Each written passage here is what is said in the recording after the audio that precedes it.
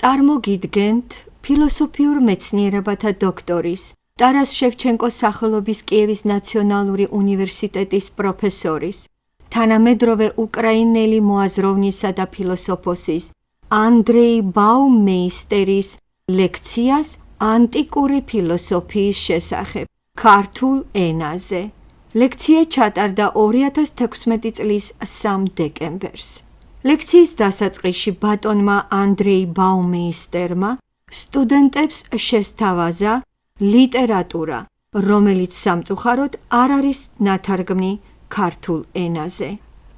პირველი სახელმძღვანელო გახლავთ იტალიელი ანტიკური ფილოსოფიის მცოდნეების მიერ გამოცემული წიგნი Giovanni Reale и Dario Антисери «Западная философия от истоков до наших дней», том 1 «Античность». ეს ავტორი Giovanni Reale მე-20 საუკუნის ერთ-ერთი საუკეთესო ანტიკური ფილოსოფიის მცოდნეა, რომელსაც პლატონზე და არისტოტელზე ბევრი ნამუშევრები აქვს გამოქვეყნებული.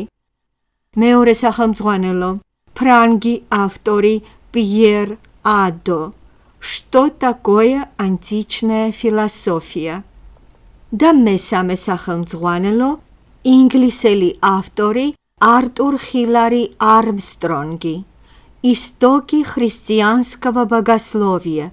Введение в античную философию».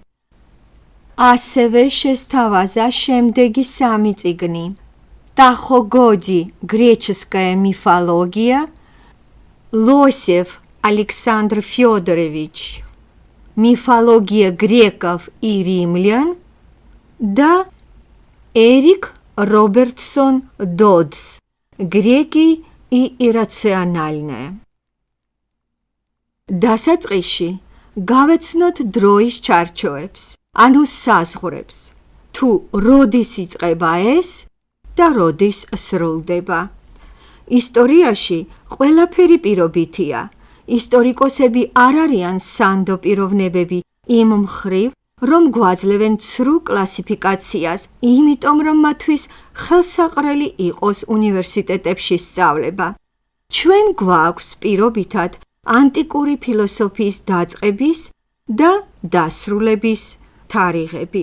პირველი თარიღი დაკავშირებულია ასტრონომიასთან, მეორე პოლიტიკასთან.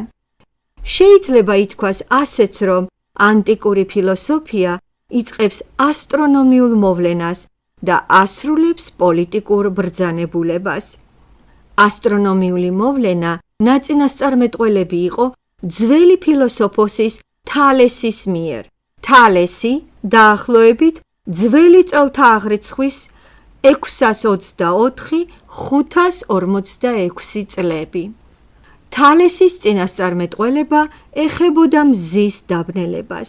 მან ეს იწინასწარმეტყველა რამე თუ იგი ასევე მათემატიკოსიც იყო. მის შესახებ არც ერთმა აუდენტიურმა ფრაგმენტმა ვერ მოაღწია, მაგრამ ის რომ მისი წინასწარმეტყველება ასრულდა, იმდენად დაამახსოვრდათ მის თანამედროვეებს და მათ შთამომავლობას, რომ ეს თარიღი დაფიქსირდა ისტორიულ ანალებში და ეს მოვლენა აღქმულ იყო როგორც სასწაული. მაგალითად მსგავსად ძველი აღთქმის წინასწარმეტყველების მიერ ნაწინასწარმეტყველების ახდენას, აქ კი თალესმა იწინასწარმეტყველა მზის დაბნელება და ესეც მოხდა. ეს არის ჩვენს წელთა აღრიცხვამდე მე-6 საუკუნე, ანუ 585 წელი. 1000 წელი გაგრძელდა ეს ხანა, ანუ ჩვენი წელთა აღრიცხვის 529 წლამდე. ამ დროს ბიზანტიაში ქრისტიანი იმპერატორი იუსტინე კრძალავს წარმართულ ფილოსოფიის სწავლებას, სხვა არც არსებობდა. ეს ედიქტი მოუწოდებდა სახალხო სწავლებაზე აკრძალვას ნებისმიერი რაღაცის გარდა ქრისტიანობისა. ასე დამდაგვარად ათენში ანტიკური ფილოსოფიის სწავლება აიკრძალა. ფილოსოფოსების ნაწილი, პლატონის მიმდევრები, ემიგრაციაში გაიხიზნენ მაგრამ იხილეს რა არა ელინისტური სამყარო კვლავ უკან დაბრუნდნენ და ასრულებდნენ იუსტიანეს განკარგულებას. არ ექადაგათ ფილოსოფია. აი ეს თარიღი ითვლება ამ დიდი პერიოდის დასასრულად. 585 წელი ჩვენს წელთაღრიცხვამდე დასაწყისი ასტრონომია. 529 წელი ჩვენი წელთაღრიცხვით დასასრული პოლიტიკა. მაგრამ აქ იწყება მეტად უცნაური მომენტი, რომ იდეების აკრძალვა შეუძლებელია. და თუ ამბობენ, რომ წარმართული ფილოსოფია უნდა იქნას აკრძალული, მაშინ მან უნდა იმოქმედოს სხვა გზით, რადგან ქრისტიანული ფილოსოფია საფუძველია მომავალი ქრისტიანული ღვთისმეტყველის სწავლებისა. სახარებაში არ არის ფილოსოფიური ღირებულებები, ანუ ცნებები. ევანგელია დაწერილია ბერძნულ ენაზე, მაგრამ მასში არ არის ფილოსოფიური ცნებები და როდესაც პირველად იკრიბება ნიკეის საკრებულო, ეს არის მე-4 საუკუნეს 325 წელი, ისინი შეიკრიბნენ რათა შეერიგებინათ ორი მოწინააღმდეგე მხარე, რომლებისგანაც ერთი ამტკიცებდა, რომ ქრისტე ღმერთია და მეორე, რომ ღმერთის მსგავსება იყო აღებული ფილოსოფიური ცნება ჰომოუსია, ერთ არსება. შემდგომ შეკრებებზე უკვე მუდმივად გამოიყენება ფილოსოფიური ცნებები, ისეთები როგორიცაა ბუნება, პიროვნება, ნება და ბევრი სხვა. მამები მიმართავენ ფილოსოფიურ ცნებებს, რათა შექმნან საერთო უნივერსალური დოქტრინა და აღმოჩნდა, რომ ფილოსოფიის გარეშე ეს შეუძლებელი იყო. დიახ, ანტიკური ფილოსოფია აკრძალული იქნა, მაგრამ აღმოჩნდა, რომ მისი გავლენა გაცილებით ძლიერი იყო ვიდრე პოლიტიკური. ანტიკური ფილოსოფია კაცობრიობის ფილოსოფიის დასაწყისია. ანტიკური ფილოსოფია მეცნიერების დასაწყისია და აქ შეიმჩნევა საინტერესო მომენტი. წარმართი ავტორები ხშირად აკრიტიკებდნენ ქრისტიანობას. მესამე და მე-4 საუკუნეების ავტორებს არ ესმოდათ თუ როგორ ეს პატარა ერი იუდაველები, რომლებსაც თვლიდნენ უკულტურო ერად, თავის თავზე იღებს იმას, რომ თქვას ჩვენ ღმერთის ერი ვართო. მათ კიდევ უფრო ანცვიფრებდათ ის, რომ ღმერთი განკაცდა და წარს დგა ესეთ უმსგავსო უგვანო სახით. მაგალითად, ნეოპლატონიზმის წარმომადგენელი პორფირე, ესაა ჩვენ წელთაღრიცხვამდე მე-3 საუკუნე, ამბობს, რომ ეს საერთოდ მეტად უცნაური მესაქონლეების სწავლებაა, რომლებიც მოვიდნენ, რომ გვასწავლონ ღმერთებზე. როგორ შეიძლება, რომ ღმერთი ასეთი უმსგავსო სახით წარმოგვიდგეს? ღმერთები რაღაც ესთეტიური, მშვენიერი არსებანია და რა ესთეტიკა დატანჯულ ნაწამებს სხეულში, რომელიც ჯვარზე მონასავით გააკრეს. ანუ ისინი არ იღებენ ქრისტიანობას როგორც რაღაცა უცხოს, მაგრამ შემდგომ მოგვიანებით მე-4 და მე-5 საუკუნეებში სიტუაცია იცვლება. ფილოსოფოსები ქედმაღლურად უყურებდნენ ქრისტიანობას. ზოგიერთი აპოლოგეტები, ეს მე-3 საუკუნეა, ქრისტიანული სწავლების მქადაგებლები კი კრიტიკულად უყურებდნენ ფილოსოფიას, მაგრამ შემდგომ ქრისტიანული ეკლესია იღებს ფილოსოფიას როგორც მომავალი ღვთისმსახურების განსწავლულობის პროგრამის ნაწილს. ითვლება, რომ თუ არა ქრისტიანობა, ანტიკური ეპოქა უფრო აყვავდებოდაო და თითქოს ქრისტიანობამ შეაფერხა ესო. ვინ იყვნენ ანტიკური ეპოქის ფილოსოფოსები? ესენი იყვნენ ინტელექტუალების მცირე ჯგუფი, რომლებიც სხვა ხალხს ექცეოდნენ როგორც ბრბოს. სტოიკოსები თვლიდნენ, რომ არის ადამიანთა მცირე ჯგუფი, მეტად გაბრძენებულები და თავად ისინი იყვნენ, ხოლო ყველა დანარჩენი ეს იყო ბრბო. და მიუხედავად ამისა, რომ ისინი ასწავლიდნენ, რომ ჩვენ ყველანი კოსმოპოლიტები ვართ, ანუ კოსმოსის შვილებიო, მეორე მხრივ სტოიკოსები თვლიდნენ, რომ მხოლოდ ისინი იყვნენ საპატიო ადამიანები. პლატონის სახელმწიფოში ბრბო გამოსახულია ღორების სახით, რომლებიც ჭამენ ნარჩენებს და ერთმანეთს ეჩხუბებიან რკინის რქებითა და ჩლიქებით. ასე განიხილებოდა ამ ბრბოს ვნებიანი ლაგამაშვებული ბუნება. ეს იმის მანიშნებელია, რომ ანტიკური ფილოსოფია არ იყო კეთილი და ნათელი, არამედ ეს იყო არისტოკრატიული, ზედმიწევნით ამპარტავანი მსოფლმხედველობა ინტელექტუალების მეტად მცირე ჯგუფისა. ქრისტიანობა კი გარდაქმნის ანტიკურ ეპოქას კულტურის ძალად, ის იღებს ანტიკურ კანონს, ანტიკურ ლიტერატურას, ბერძნულ მეცნიერებას, რომაულ მეცნიერებას, რომაულ სამართალს და გახდის მას აუცილებელ პროგრამად მთელი ევროპისათვის. და თანდათანობით შუა საუკუნეებიდან რენესანსისკენ და ახალი დროისკენ აწინაურებს ანტიკურ ფილოსოფიას, როგორც აუცილებელ საფუძველს ჩვენი განათლებისათვის. ანუ, სხვა სიტყვებით, ეს ნიშნავს, რომ ქრისტიანმა ავტორებმა გააუნივერსალეს ანტიკური ფილოსოფია და მიანიჭეს მას საყოველთაო მნიშვნელობა. მიანიჭეს საყოველთაო და აუცილებელი კანონის მნიშვნელობა. მაშინ, როდესაც თავად ეს ანტიკური ავტორები ამას ასე არ თვლიდნენ, ისინი თვლიდნენ, რომ არის ჯოგი, ბრბო და ვართ ჩვენ, ვიწრო წრე ინტელექტუალებისა და თუ არა ქრისტიანობა, ანტიკური ფილოსოფია ჩვენამდე არ მოვიდოდა, ანტიკური ტექსტები ვერ მოაღწევდა ჩვენამდე და აქ ქრისტიანობის როლი მეტად გადამწყვეტია. ჩვენი წელთა აღრიცხვით 313 წელს მილანში კონსტანტინემ მიიღო ცნობილი ედიქტი. ეს არის ამ ცნობილი ედიქტის გამოსვლის თარიღი. ამის შემდეგ ქრისტიანობა ერთადერთ დასაშვებ რელიგიად ითვლება რომის იმპერიაში.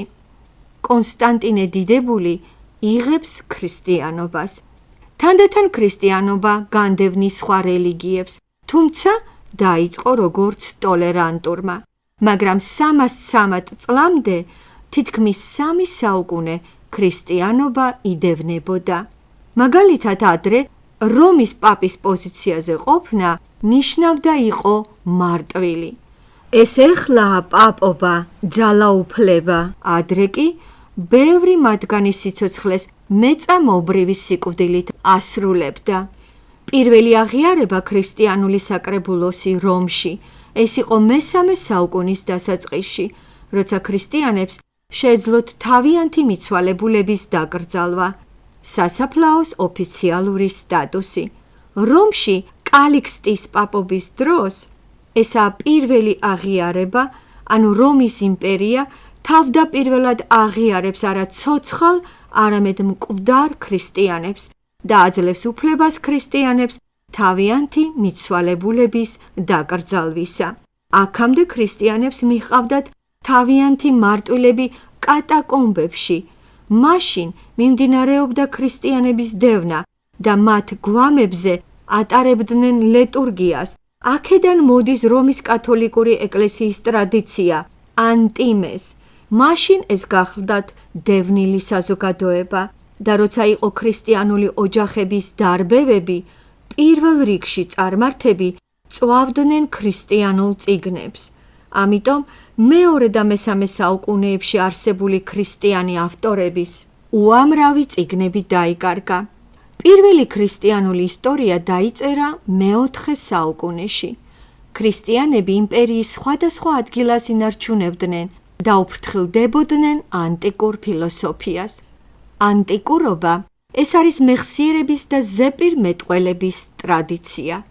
ერთ-ერთ ლექციაში არისტოტელეს შესახებ მე ციტირება გავაკეთე სტაბონისა, რომელიც ამბობს, რომ არისტოტელე იყო პირველი, ვინც დაიწყო ბიბლიოთეკის შეგროვება და მის მაგალითს მიჰყვნენ ეგვიპტელი იმპერატორები, ანუ ალექსანდრიის ბიბლიოთეკის ფუძემდებელი ზუსტად არისტოტელე იყო.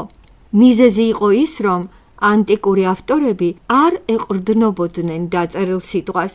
ისინი ამას ვულგარულად თვლიდნენ. განათლებული ადამიანი ყველაფერს ინახავდა მეხსიერებაში. ნებისმიერი ელინი ყმაწვილი კაცი ასობით გვერდს ინახავდა ზეპირად მეხსიერებაში. ეს აუცილებლად უნდა ყოფილიყო ჰომეროსი, საკუთარი პოეზია. პითაგორას მიმდევრებს ჰქონდათ მეხსიერების გავარჯიშების პრაქტიკა. როცა ისინი წვებოდნენ დასაძინებლად, ცდილობდნენ გაეხსენებინათ თავიანთი დღე დილიდან, გაღვიძების მომენტიდან დეტალებში, რადგან მიაჩნდათ, რომ მეხსიერებას ესაჭიროებოდა მუდმივი ვარჯიში. მაშინ ეს იყო მეხსიერების კულტურა, რომელიც ჩვენ დღეს არ გაგვაჩნია, აი ამ ტექნოლოგიის გაჯეტების მიღწევების გამო. ეს მეხსიერების კულტურა ბევრი საუკუნეების განმავლობაში იწელებოდა. სანამ არ დაიწყეს წიგნის ბეჭდვა, ამას მოჰყვა გუტენბერგის რეფორმა და ეხლა ტექნოლოგიამ ჩვენი მეხსიერება მეტად დაასუსტა. მოვიყვანოთ მაგალითი. ჰომეროსმა დაწერა ილიადა და ოდისეი ჩვენს წელთაღრიცხვამდე მერვე საუკუნეში, ხოლო ყველაზე ძველი ხელნაწერი ჩვენამდე მოვიდა ჩვენი წელთაღრიცხვით მეათე საუკუნეში. დაწერიდან ყველაზე უძველეს ხელნაწერამდე გავიდა 18 საუკუნე. და ისმის კითხვა, ვინ გადაწერდა ამას? ვის სჭირდებოდა ჰომეროსის გადაწერა მეათე საუკუნეში? ესენი იყვნენ ბიზანტიელი ბერები. იგივეა პლატონთან დაკავშირებითაც. ჩვენს წელთაღრიცხვამდე მეოთხე საუკუნეში იქმნება პლატონის დიალოგები და იწერება პაპირუსებზე. ჩვენამდე მოვიდა მხოლოდ მცირე ფრაგმენტები, რომლებსაც გადაწერდნენ ხოლმე წარმართები, ხოლო მთლიანი ვერსია პლატონის დიალოგებისა შემოინახა ბიზანტიელი ბერების წყალობით. აი, ეს უვარგისი პატრიარქი ფოტი, რომელიც ამავე დროს იყო მეტად განათლებული ადამიანი, მან შეიძინა პლატონის ნამუშევრები, ხოლო მის მოწაფეს, არეფას, ანუ ლათინურად არეთოს, შეუკვეთა პლატონის ტექსტები და აი ესენი შემოინახა მეათე საუკუნიდან ბიზანტიელი ბერების მიერ გადაწერილი სტუდიურ მონასტერში. ბერების მკაცრი დისციპლინის წყალობით ჩვენამდე მოაღწიეს ჰომეროსის და პლატონის ნამუშევრებმა. მათ რომ ეს არ გაეკეთებინათ, პლატონის მხოლოდ მცირე ფრაგმენტები მოაღწევდა დღემდე. ეხლა აგიხსნით, რა არის პაპირუსი, რომელიც შუა საუკუნეებში შეცვალა პერგამენტმა. პაპირუსი არის მცენარე, რომელიც ნილოსის ნაპირების გასწვრივ იზრდებოდა. ქერქის შიგნიდან იღებდნენ გულს, რბილობს, რომელიც წარმოადგენდა გრძელ ბოჭკოებს. ამ ბოჭკოებს გაშლიდნენ ხოლმე მაგიდაზე პარალელურ და პერპენდიკულარულ ორ ფენად, შემდეგ მძიმე საგნით, მაგალითად უროთი ტკეპნიდნენ. და რადგან ეს იყო წებოვანი ნივთიერება, წარმოიქმნებოდა ქაღალდის მსგავსი ფურცელი, რომელზეც წერდნენ სპეციალური მელნით. და მაშინდელი წიგნების უმრავლესობა წარმოადგენდა პაპირუსის გრაგნილებს. ყველაზე გრძელი გრაგნილი იყო 10 მეტრის სიგრძის. და რამდენადაც ეს გრაგნილები საუცხოოდ ინახებოდა ქვიშაში, დღესდღეობით ახალ და ახალ ხელნაწერების აღმოჩენებს აკეთებენ უდაბნოებში. აი, მხოლოდ იმიტომ, რომ ბერძენ ბერებს აინტერესებდათ ეს ფილოსოფია, ჩვენამდე მოაღწია ამ ხელნაწერებმა. ჩვენ ვამბობთ, რომ ფილოსოფია იწყება საბერძნეთში. მეტად ბანალურია და მაშინვე დაგვებადება კითხვა. მაშასადამე კაცობრიობა ბერძნებამდე არ ფილოსოფოსობდა? ანუ, ჩვენ წელთაღრიცხვამდე მე-6 საუკუნეში არავინ არ იყო დაკავებული მეცნიერებით და ფილოსოფიური საკითხებით? ჩვენ აქ ორ ხედვას განვიხილავთ. პირველი, საიდან ვიცით ჩვენ თუ როდის იწყება ფილოსოფია? რა არის ამის მანიშნებელი? წარმოიქმნება ადამიანები, რომლებიც ძალიან ცოტანი არიან და წარმოიქმნება კითხვები, რომლებსაც ადრე არავინ არ სვამდა. რა კითხვები იყო ადრე? რომელი ღმერთები გვმართავენ? ავკრიფავთ თუ არა მოსავალს, ან გავიმარჯვებთ თუ არა სპარტანელებზე? ათენელების აზრები. ფილოსოფოსები კი სვამდნენ შემდეგ კითხვებს. რა არის კოსმოსის მთავარი საფუძველი? რისგან წარმოიქმნება ყველაფერი ეს, რასაც ვეძახით ბუნებას? რა არის მთავარი მიზეზები და რა ღმერთები ამ რეალური სამყაროსი? მაგალითად, ბერძნული სიტყვა ფიზის, ბუნება, ანუ ფიზიკა, ლათინურად არის ნატურა. ბერძნულად კოსმოსი, ლათინურად mundus. ბერძნული არქე, პრინციპები, ლათინურად principium. ისმის კითხვები. რა პრინციპები დევს ფიზიკური სამყაროს შექმნის საფუძველში? რატომაა ყველაფერი ასეთი და არა სხვანაირი? და ამასთან ისინი კითხვებს სვამენ არა ღმერთებზე, ანუ როგორ აკეთებს ამას ზევსი, ან თუნდაც პოსეიდონი, არამედ რა არის მიზეზი? მიზეზი ბერძნული სიტყვა აიტია, ლათინურად კაუზა. აი, ასეთი კითხვები იბადება მათში. ძველი ფილოსოფოსი ანაქსიმანდრე, დაახლოებით ძველი წელთაღრიცხვით 6546 წლები, კითხულობს, რატომაა განლაგებული დედამიწა კოსმოსის ცენტრში და არ ვარდება ან მარჯვნივ, ან მარცხნივ, ან ზემოთ, ან ქვემოთ და რატომაა დედამიწა ზუსტად კოსმოსის ცენტრში? და იძლევა მათემატიკურ პასუხს. იმიტომ რომ დედამიწა ზუსტი მანძილითაა დაშორებული წრის ნებისმიერი წერტილის პერიფერიიდან. და აი ეს კითხვები აარსებს ისეთ სიტუაციას, სადაც წარმოიქმნება ფილოსოფია. უჩვეულო კითხვებს თან მოაქვს მეცნიერების შექმნა. პლატონი ამტკიცებს და არისტოტელე იმეორებს, რომ ფილოსოფია იწყება გაკვირვებისაგან. ეს გახლავთ პლატონური თეზისი. ანუ ეს პირველი ფილოსოფოსები მივიდნენ რაღაც გაკვირვებისკენ, რამაც აღძრა მათში უჩვეულო კითხვები. კითხვები კი ქმნიან იმას, რაც იწოდება ძველ ანტიკურ ფილოსოფიად. გაკვირვება, კითხვა და პირველი ფილოსოფიური პროექტების შექმნა. იბადება კითხვა, თუ როგორ წარმოიქმნება ეს გაკვირვება, ანუ ასე უცნაურად რატომ გაიკვირვეს. ეს საიდუმლოა, დაფარულია ჩვენგან და ამ კითხვაზე პასუხს ვერ გავცემთ. ბერძნებამდე არ იყო ფილოსოფია, მაგრამ გამოჩნდებიან ბერძნები თავიანთი კითხვებით და თავიანთი ფილოსოფიით და ეს გარდამავალი პერიოდი სიბნელიდან სინათლეში ჩვენთვის დაფარულია. არ ვიცით. ეხლა განვიხილოთ მეორე კუთხიდან. როგორ აღიქვეს ისინი თანამედროვეებმა? მაშინვე შეუყვარდათ ფილოსოფოსები? წამოიძახეს რომ უი, როგორც იქნა, თქვენ გელოდებოდით, ასეთო ძლიერო ინტელექტუალებო. ეხლა თაყვანს გცემთ და გაგახმერთებთ. იცით, როგორი დაცინვითა და დაეჭვებით უყურებდნენ მათ? აი, მოვიყვანოთ რამოდენიმე მაგალითი. მაგალითად, რას ამბობს პლატონი თალესზე, ტეეტეტის დიალოგში. მოგვყავს ციტატა.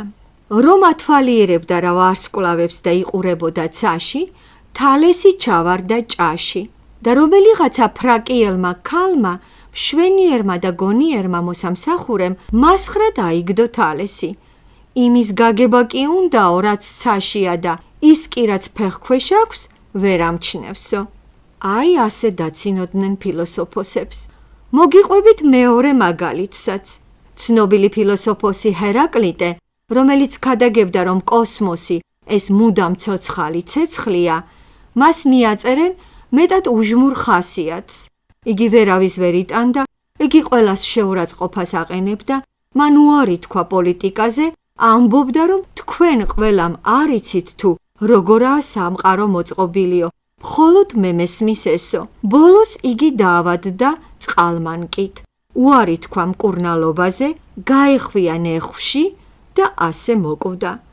ეს მეტად ბოროტი ამბავია, როცა იგი ამბობდა, რომ ძლიერი ინტელექტუალია და თავად ექსკრემენტში მოკვდაო. ესაა მისი სიკვდილი. მოგიყვანთ მესამე მაგალითსაც. ერთ-ერთი ბერძენი კომედიების ავტორი არისტოფანე, სოკრატეს თანამედროვე. მან დაწერა კომედია ღრუბლები. არისტოფანე პლატონის საყვარელი ავტორი იყო. ღრუბლების მოკლე შინაარსი ასეთი გახლავთ.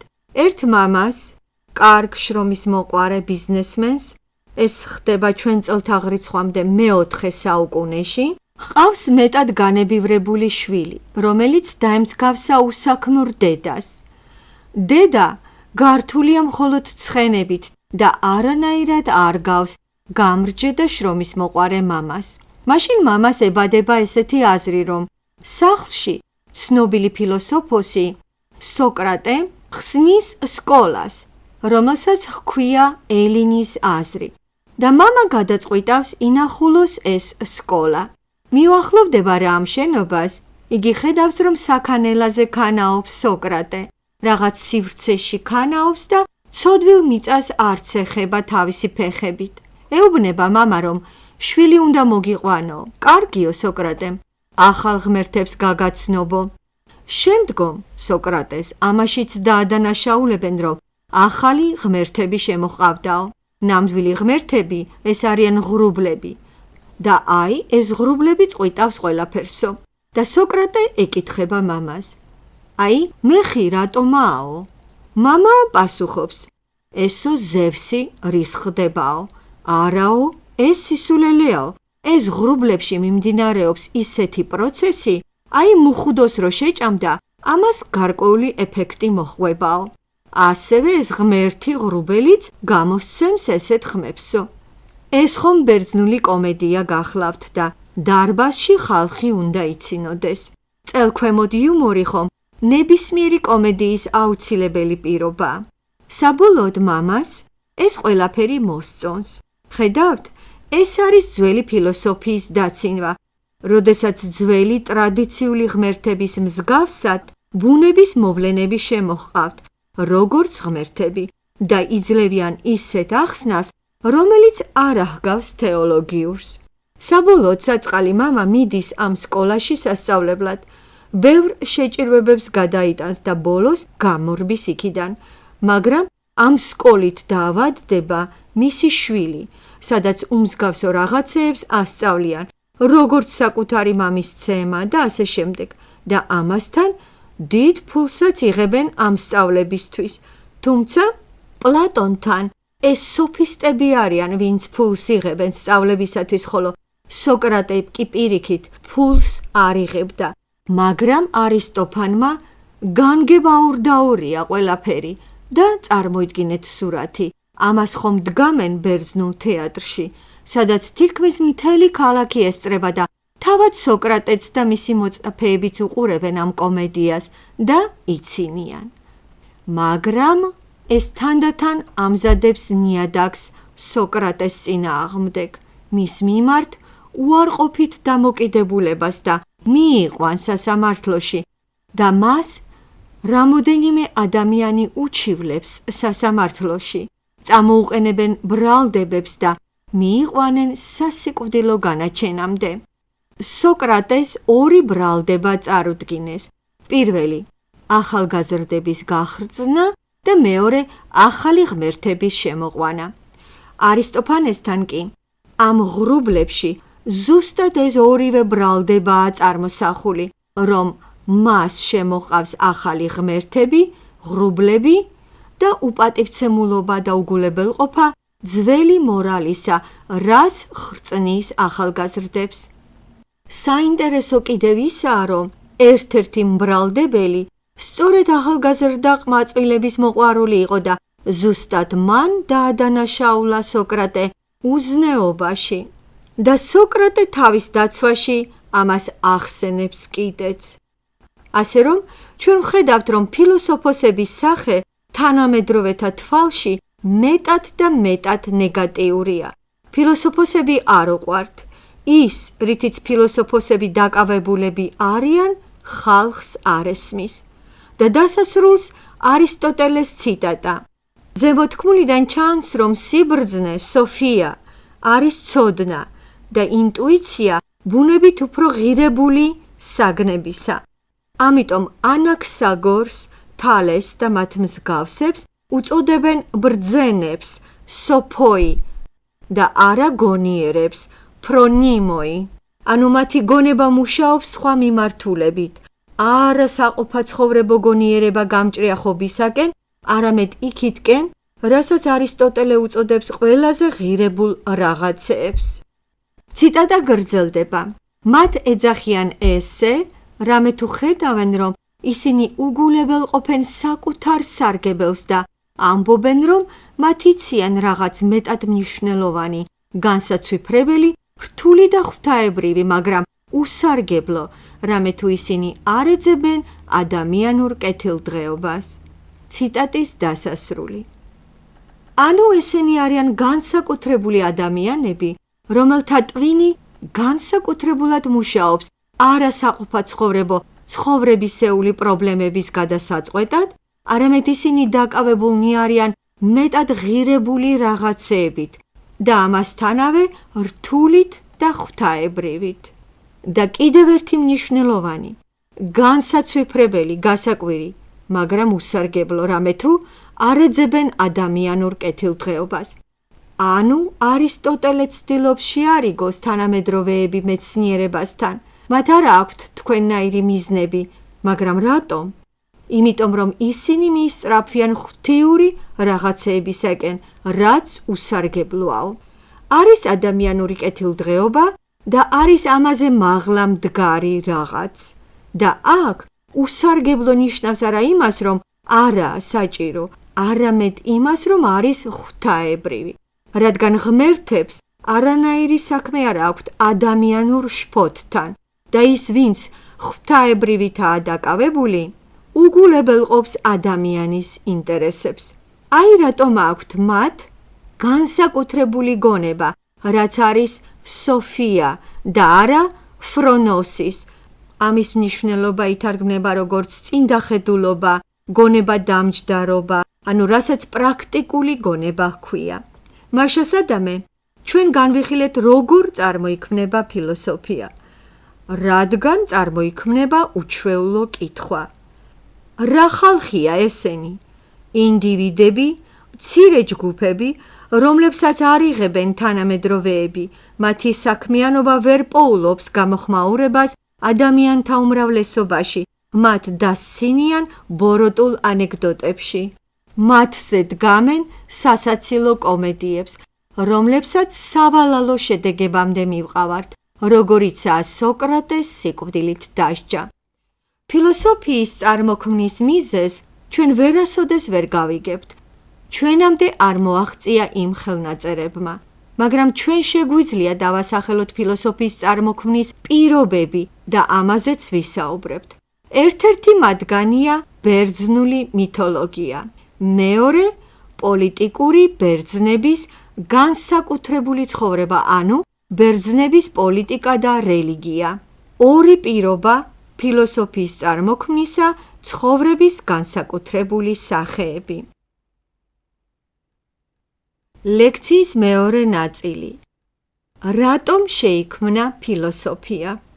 არსებობს ისეთი ჰიპოთეზა, რომ მეცნიერება შეიძლება შეიქმნას მაშინ, როდესაც უკვე არსებობს საკმარისი მატერიალური საფუძველი, რათა შესაძლებელი შეიქმნას ადამიანთა გარკვეული ჯგუფის გასან თავისუფლებლად ფიზიკური სამუშაოებისგან. ასე ხსნის ამას თავად არისტოტელე მეტაფიზიკაში და სხვა ნაშრომებში. რომ დაკავდე ფილოსოფიით, ან საერთოდ მეცნიერებით, საჭიროა ერთი რამ, თავისუფალი დრო, ანუ მოცლილობა. სოჰოლე, არისტოტელე უკვე თვითონ წამოაყენებს ასეთ შესაძლებელ მიზეზს, მაგრამ ჩვენ ასევე ვისაუბრეთ, რომ უკვე არსებობდა უამრავი კულტურა, სადაც ბერძნული არისტოკრატიის მოცლილობა დიდი ხანია არსებობდა. ძველი ეგვიპტე, ბაბილონი, მრავალი სხვა კულტურა, სადაც არიან მაგალითად შამანები და ასე შემდეგ. იქაც ხომ ჰქონდათ თავისუფალი დრო. მათაც ხომ შეეძლოთ დაკავებულიყვნენ იმითი, რაც აინტერესებდათ. მაგრამ ფილოსოფია რატომღაც წარმოიქმნა საბერძნეთში და თუ რატომ ჩვენ შევეცდებით გავარკვიოთ. გერმანელი ფილოსოფოსი კარლ იასპერსი უწოდებდა ამას დროის ღერძს. დაახლოებით მე-6 საუკუნეები ჩვენ წელთაღრიცხვამდე, როცა ერთდროულად დედამიწის სხვადასხვა მხარეში იქმნება ინტელექტუალური რევოლუციების მსგავსი ძვრები და თანაც ერთმანეთთან დაუკავშირებლად. მაგალითად, არისტოტელე ითვლება ლოგიკის მამამთავრად და აგრეთვე ლოგიკა იქმნება ძველ ინდოეთშიც. და ესენი ერთმანეთზე არ ახდენდნენ გავლენას, ერთმანეთისაგან დამოუკიდებლად შეიქმნენ. ინდოელებმა გამოიმუშავეს მეტად განსხვავებული განვითარებული ლოგიკა არისტოტელესგან დამოუკიდებლად და ასევე არისტოტელემ შეიმუშავა ინდოეთისგან დამოუკიდებლად. და მიუხედავად იმისა, რომ ალექსანდრე მაკედონელს მიჰყავდა თან მეცნიერები, რომლებიც მასთან ერთად ლაშქრობაში დადიოდნენ და ინდოეთამდეც ჩავიდნენ, მაგრამ როცა ეს მოხდა, არისტოტელეს უკვე შექმნილი ჰქონდა თავისი ლოგიკა. ამიტომ ამასაც ვერ ვიტყვით, რომ გაგზავნილ იქნა ხალხი ინდოეთში, რომლებმაც გადაიწერეს ტრაქტატები ლოგიკაზე ბერძნული ენიდან, რაც აბსურდია და შემდგომ ეს ყველაფერი მიაწერეს არისტოტელეს. ეს წარმოუდგენელია. ეს გახლავთ პლანეტის სხვადასხვა რეგიონები, სადაც პარალელურად იქმნება მსგავსი თეორია. საქმე იმაშია, რომ ინდოეთსა და ჩინეთში ფილოსოფია არ შექმნილა როგორც მეცნიერება, უпростоრედ ვიტყოდით, როგორც სიბრძნე. ეხლა განვიხილოთ ეს ორი პირობა, მაგრამ ჯერ მივაქციოთ ყურადღება კიდევ ერთ სასწაულს. ჩვენ ხომ უნდა ვისწავლოთ გაკვირვება, რა კიღა ფილოსოფია გაკვირვებისაგან იწყება. ამას ყოველთვის შევნიშნავ, რამე თუ ვთვლი, რომ ეს მეტად მნიშვნელოვანია.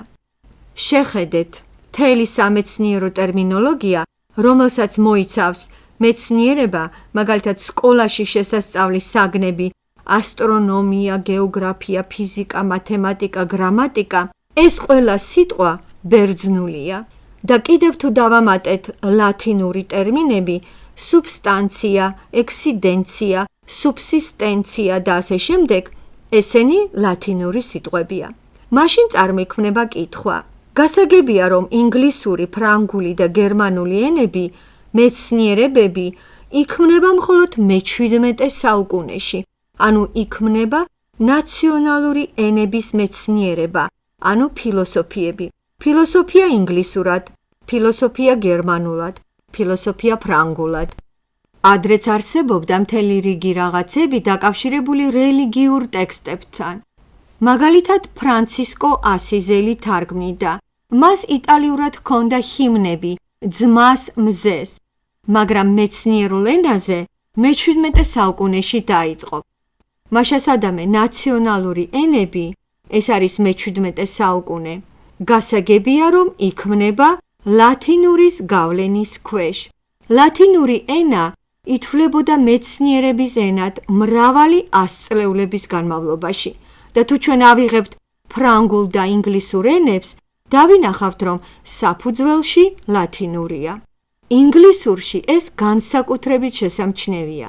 ესე იგი, ფრანგებმა, იტალიელებმა, ინგლისელებმა მთელი თავისი ტერმინოლოგია აიღეს ლათინურიდან და უბრალოდ გამოთქმები შეცვალეს, მაგრამ ფუძე ისევე იწერება. მაშასადამე ლათინური არის ტერმინოლოგიის წყარო, მაგრამ ლათინური მეცნიერულად შეიქმნა როგორც ბერძნული ფილოსოფიური ტერმინების თარგმანი. ამ სიტუაციას დასტიროდნენ ჯერ კიდევ ძველი მთარგმნელები ციცერონი და სხვანი.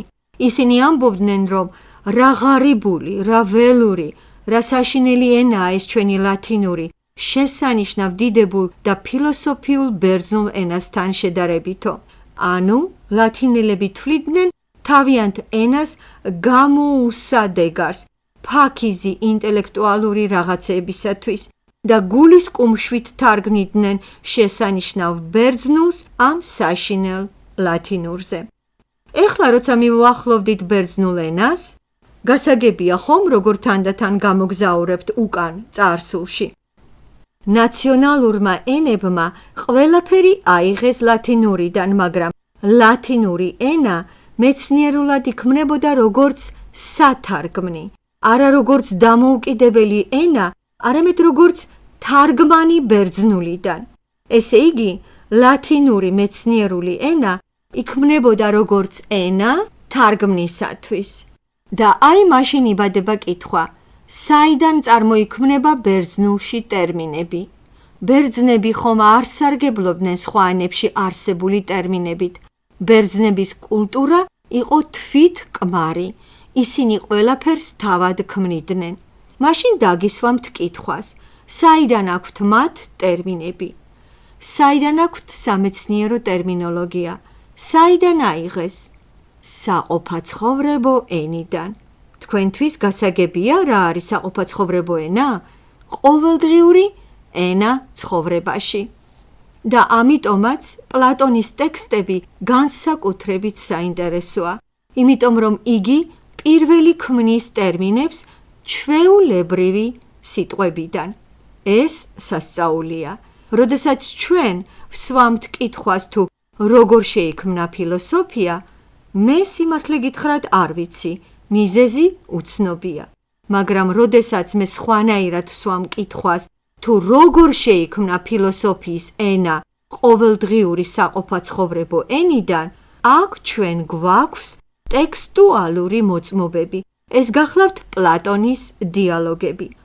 და ის, ვინც ამას კითხულობს ორიგინალურ ბერძნულ ენაზე და ეზიარება ამ უბრალო სიტყვების ჯადოსნურ სასწაულებრივ გარდაქმნას ტერმინებად.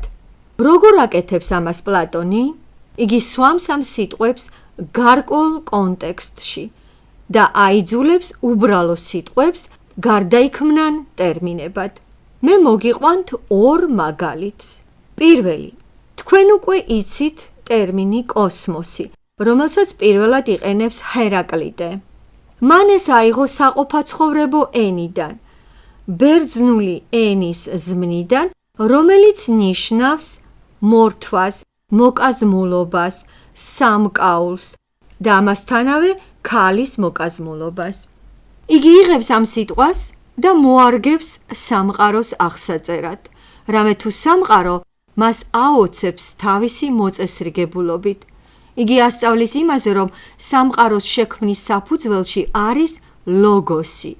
ეს წესრიგი გონიერია და მას ეს მოსწონს, რა მშვენიერიაო ამბობს და იყენებს ყოველდღიური ცხოვრებიდან სიტყვას სამკაული და აღწერს სამყაროს. ჩვენ გვაქვს ტექსტი, სადაც იგი ამაზე ამბობს. ციტატა: ეს კოსმოსი ერთნაირი ყველასთვის არ შეუქმნია ღმერთებისაგან არავის, ადამიანთაგან არავის, მაგრამ ის ყოველთვის იყო, არის და იქნება მუდმივად ცოცხალი ცეცხლი, ზომიერად ანთებადი, ზომიერად ქრობადი. ანუ როდესაც იგი აქ პირველად იყენებს სიტყვა კოსმოს, იღებს საყოფაცხოვრებო ლექსიკონიდან სიტყვა სამკაულს. იგი ამბობს იმაზე, რომ ეს სამკაული, ეს მშვენიერი სამყარო არავის არ შეუქმნია და ეს სამყარო არის მუდმივად ცოცხალი ცეცხლი, რომელიც ხან ინთება, როგორც კოცონი, ხან იკლებს. ცეცხლი თითქოს სუნთქავს. აი ასე აღწერს ჰერაკლიტე სამყაროს. სამყარო ეს რაღაც ცოცხალი არსებაა, რომელიც ცეცხლის მსგავსად ან ალდება, გაფართოვდება, ან ქრება, კლებულობს. თითქოს სუნთქავს და რამდენადაც ეს ესე მშვენივრადაა მოწესრიგებული, იგი მას უწოდებს კოსმოსს. საინტერესოა, რომ ლათინური თარგმანი mundus ასევე ნიშნავს სამყაროსაც და სამკაულსაც. ერთ მაგალითს მოგიყვანთ. ნობელის პრემიის ლაურეატი 1979 წელს ფიზიკა-მათემატიკის დარგში გვარს არ დაგისახელებ, ეუბნება სტუდენტებს. როდესაც თქვენ მეცადინეობთ მათემატიკას, მიაქციეთ ყურადღება ტოლობების სილამაზეს და მაშინ თქვენ გაიგებთ, რომ თქვენი თეორიების ესთეტიურობა თამაშობს არანაკლებ როლს მათ დამტკიცებაში, ვიდრე მათი თანამიმდევრობა და დასაბუთებულობა. და ამთავრებს რა ციტატას, ამბობს იმაზე, რომ მათემატიკა და ეს სამყარო ახდენს იმ სილამაზის დემონსტრაციას, რომელიც ბერძნული ტრაგედიების მსგავსიაო. რამდენადაც მათემატიკა ეკონომიური და ლაკონიურია და მიაგავს ბერძნულ ტრაგედიას, ანუ გამოჩენილი ფიზიკოსი და მათემატიკოსი ატარებს მათემატიკურ ფორმულებსა და ჰიპოთეზებს მშვენიერ ბერძნულ ტრაგედიებთან და სილამაზესთან. ეინშტეინიც ლაპარაკობს იმაზე, რომ სამყარო ეს შეუმეცნებელი საიდუმლოებაა. და ასე შემდეგ და ასე შემდეგ. ეხლა არ შევყვები ამ ფიზიკოსების ციტირებას. მე ვამბობ იმას, რომ ტრადიცია დარჩა დაწყებული ჰერაკლიტედან თანამედროვე ფიზიკოსებამდე და იგივეა კოსმოსის სილამაზის დაპყრობილები. მეორე მაგალითი ეხება პლატონს. როცა მე ვკითხულობდი პლატონის დიალოგს თეეტეტი და ვკითხულობდი ბერძნულად, მე ვუყურებდი რომელ კონტექსტში იყო გამოყენებული სიტყვა ეიდოსი. ეიდოსი პლატონის ფილოსოფიის მთავარი ტერმინია. პლატონი გვასწავლის იმას, რომ ნამდვილი რეალობა ესენი არიან ეიდოსები, ანუ მუდმივი უცვლელი რაობა, რომელსაც მხოლოდ გონებით თუ მივაღწევთ. ისინი გრძნობიერად არ აღიქმება. ეიდოსი არის მაგიდა და არის მაგიდის ეიდოსი. ესაა რაღაცა არამატერიალური, არაგრძნობისმიერი. არის მაგიდის სწორი კუთხეები და არის სწორი კუთხე, როგორც ასეთი, ესაა ეიდოსი. ბერძნულად ეს სიტყვა ნიშნავს უბრალოდ გარეგან სახეს. პლატონი კი ამას იყენებს როგორც სპეციალურ ტერმინს, ის, რისი დანახვაც არ შეიძლება გრძნობით, ანუ რომლის მიღწევა მხოლოდ გონებით და ინტელექტით შეიძლება. ამასთან დიალოგში თეატეტი იგი იყენებს ამ ეიდოს უბრალო მნიშვნელობითაც და თავისი ფილოსოფიური მნიშვნელობითაც. მაგალითად, იგი ამბობს იმაზე, რომ თუ ახალგაზრდა ყმაწვილი გაიხდის თავის მოსასხამს, ბერძნები გიმნაზიებში, სპორტულ სახეობებში ვარჯიშობდნენ შიშვლები. ესე იგი ამბობს, რომ თუ ახალგაზრდა ყმაწვილი გაიხდის თავის მოსასხამს, ყველა დაინახავს მის ეიდოს, ანუ მის სხეულს, მის გარეგნობას. აქ იგი ამ სიტყვას იყენებს ჩვეულებრივი მნიშვნელობით. მაგრამ როცა იგი აგრძელებს ამ დიალოგის ხაზს, იგი მიდის ეიდოსის თავის მნიშვნელობასთან, ანუ იმასთან, რისი ჩაწვდომაც მხოლოდ გონებით შეგვიძლია და არა გრძნობებით. გამოდის ის, რომ ჩავწვდეთ მაგიდის ეიდოს, ჩვენ უნდა ჩამოვხსნათ მას მისი ფორმა, რაც მგრძნობიარე და მატერიალურია. როგორც ახალგაზრდა ჩამოიხსნის თავის მოსასხამს და აშიშვლებს თავის ეიდოს, ასე ფილოსოფოსი აღწევს მატერიალურ სამყაროს ჩასწვდება მის იდეალურ სტრუქტურას, რომელიც მხოლოდ ინტელექტისთვისაა მისაწვდომი, მხოლოდ ინტელექტუალურ შემეცნებას. ეს იგივე ალეგორიულად გახდის მსგავსია, ოღონდ ინტელექტუალურად გახდის. ანუ სამყაროს სტრუქტურებზე მსჯელობისას ეს რაღაცნაირად ანალოგიურია იმისა, თითქოს სამყაროს მოხსნი მატერიალურ მგრძნობიერ გარს, რათა ჩააღწიო მის აზრობრივ სტრუქტურებში.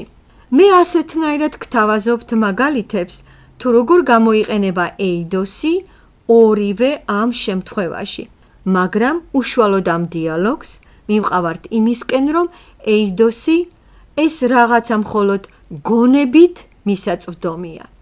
აი ეს ორი მაგალითიც. ბერძნული ენა თავისთავად უნიკალურია. პლატონის დიალოგები უნიკალურია, რადგან მასში ჩვენ ვხედავთ თუ როგორ გარდაიქმნებიან უბრალო სიტყვები მეცნიერულ ცნებებად, როგორ იქმნება სიტყვებიდან ტერმინები.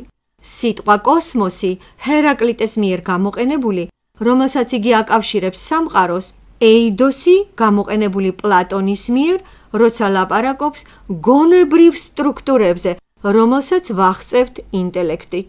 ეს ერთგვარად უნიკალური, თითქმის საიდუმლოებით მოცული რამ არის, რომელიც მოცემული გვაქვს აშკარად პლატონის ბერძნულ ტექსტებში და ჩვენ შეგვიძლია ამას თვალყური გავადევნოთ. შემდგომ ამას ყველაფერს აგრძელებს არისტოტელე. მოდით კიდევ ერთ მესამე მაგალითსაც მოგიყვანთ. უსია, რაც ნიშნავს არსი, რაობა, ლათინურად substantia. ბერძნულად თავდაპირველად ამ სიტყვის მნიშვნელობა იყო მოზომილი მიწა. სოფოკლესთან ამ მაგალითი, როცა ახალგაზრდა კაცს აინტერესებს, როგორ უსიას მისცემს მის რჩეულს მამა, ქალიშვილს მზითვად. ეს სიტყვა ფილოსოფიურ ტექსტებამდე აღნიშნავს უბრალოდ მიწის ნაწილს, ნათლად მოზომილ მიწას, ანუ უსია. პლატონთან ეს გარდაიქმნება ფილოსოფიურ ტერმინად, რომელიც აღნიშნავს რაღაცის არსს. დაიმახსოვრეთ ეს სამი ტერმინი: კოსმოს, მშვენიერი, სამყარო, ეიდოს, გარეგანის სახე, გონებრივი სტრუქტურები, უსია, მოზომილი მიწა, საგნების არსი. ეხლა გადავიდეთ მითოლოგიაზე და პოლიტიკაზე, როგორც ფილოსოფიის წარმოქმნის მთავარ წინამძღვრებზე, ან თუნდაც ფილოსოფიის წარმოქმნის პირობებზე. მე-20 საუკუნის დასაწყისში არსებობდა თეორიები, განსაკუთრებით გერმანიაში, რომლებიც განსაზღვრავდნენ ფილოსოფიის წარმოქმნას მარტივად, მითიდან ლოგოსამდე. ადრე იყო მითოლოგიური ცნობიერება, შემდეგ შეიქმნა მეცნიერება, როგორც მითების გამაბათილებელი. მაქს ვებერმა მე-20 საუკუნეში განავითარა მსგავსი თეორია. იგი ამბობდა იმაზე, რომ მეცნიერება სამყაროს რაციონალიზაციას უკეთებს, მეცნიერება ჯადოს ხსნის, ანუ ერთის მხრივ მეცნიერება მშვენიერია, მეორეს მხრივ არც ისეთი სასიამოვნოა, რადგან ის მთლიანად ყველა ჩვენს ურთიერთობებს რაციონალიზაციას უწევს. ამ მნიშვნელობით ის არ უტოვებს სასწაულს, არ უტოვებს ჯადოს გასაქანს ამ სამყაროში. ეს თეორია შეიქმნა ჯერ კიდევ მე-20 საუკუნის დასაწყისში, მითიდან ლოგოსამდე.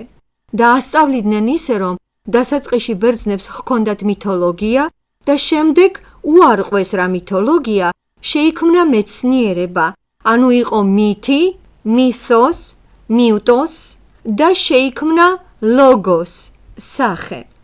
არსებობდა ანტიკური ფილოსოფიის ისტორიკოსი ფრანგი Вернани. Вернан. Происхождение древнегреческой мысли.